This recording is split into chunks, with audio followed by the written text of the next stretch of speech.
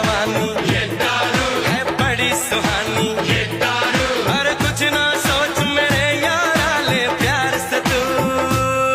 कोई किसी के लिए कुछ नहीं करता, कोई किसी के लिए कुछ नहीं करता है। सच्ची कहते हैं कोई नहीं, ना रिश्ता ना परिवार ना संसार। ये ज्यादातर जो रिश्ते हैं ये नाइस टू मीट यू के लिए बने हैं बस। फोकट में कोई किसी के लिए कुछ नहीं करता। मैंने नहीं देखा कोई किसी के लिए कुछ करेगा। आपको खुद अपने आप के लिए करना पड़ता है। खुद से अपनी पहचान बनाओ और किसी से कोई उम्मीद मत रखना। आंसू निकल आए तो खुद पूछिएगा, लोग पूछने आएंगे तो सौदा करेंगे। दूसरे की बाहों पे गर्दन रख के आप जिंदगी चलोगे तो आपकी गर्दन कब कट जाएगी पता नहीं चलेगा। उसूल एक रेस के घोड़ा को अगर आप देखिएगा ना तो रेस पे घोड़े पे जो बैठा होता है घोड़सवार उस घोड़े को बहुत मारता है, इतना तकलीफ देता है कि घोड़ा को समझ में नहीं आता है कि हमको तकलीफ क्यों दे रहा है। लेकिन रियलिटी में देखिएगा ना तो उसका मालिक उस घोड़े को जिताना चाहता है। उसी तरह हमारा मालिक भगवान है, अगर हमें गरीबी दे रहा है तकलीफ दे रहा है ना तो आप इससे घबराइए नहीं, वो मालिक हमें जिताना चाह रहा है। और आप रेस छोड़ के भाग जाइएगा तो क्या करेगा, वो तो आपको जिताना चाह रहा है। पलकें झुकी है, सांसें रुकी है, कोई हमें पुकारे।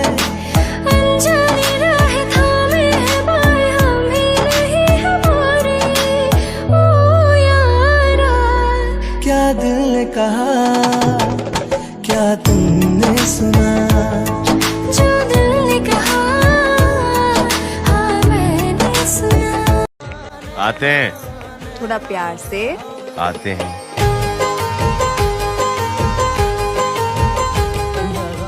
क्या आप जानते हैं कि भारत में एक ऐसी जगह है जहां दुनिया खत्म होने की तारीख लिखी है?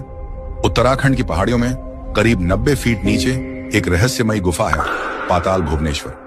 यहाँ के पत्थर बोलते नहीं बल्कि भविष्य बताते हैं। इस गुफा के अंदर 4 खंभे हैं जिन्हें युगों के प्रतीक माना जाता है, सतयुग, त्रेता युग, द्वापर और कलयुग।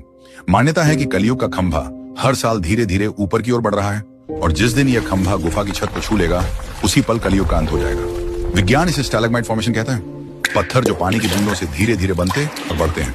लेकिन हैरानी की बात यह है कि कलयुग का खंभा बाकी खंभों से अलग रफ्तार से बढ़ रहा है। क्या ये सिर्फ प्रकृति है या वाकई कोई डिवाइन टाइमर?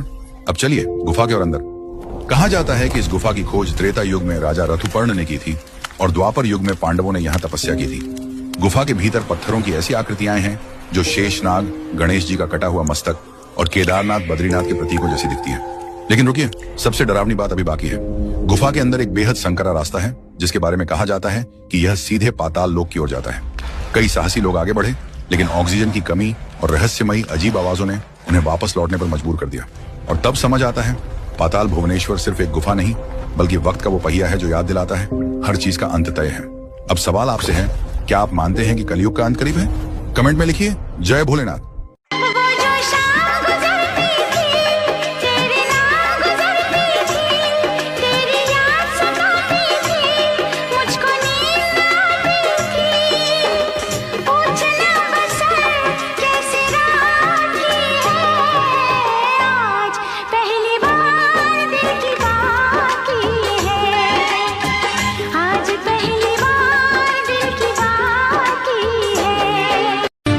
शारदे कहाँ तू वीणा बजा रही है, शारदे कहाँ तू वीणा बजा रही है।